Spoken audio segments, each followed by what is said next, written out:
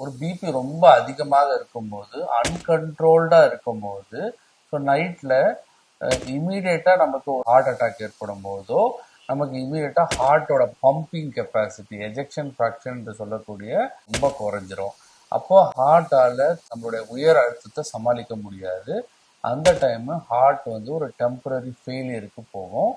அந்த ஃபெயிலியர் போகும்போது எங்க இருந்து ரத்தம் வரும்? நமக்கு நுரையீரல்ல இருந்து தான் ரத்தம் ஹார்ட்டுக்கு வரணும். இமீடியட்டா அங்கேயே நீர்த்தேக்கம் ஏற்படும் போது இதுதான் நம்ம மூச்சு திணறலுக்கான காரணம். ஸோ ஏற்கனவே உயர் அழுத்தம் இருக்கும் பொழுது அவங்க மாத்திரை ஒரு நாள் இல்லை 2 நாள் மாத்திரை எடுத்துக்காத போது இன்னும் அதனோட பிபி எலிவேட் ஆகும்போது ஹார்ட்டால அந்த உயர் அழுத்தத்தை சமாளிக்க முடியல.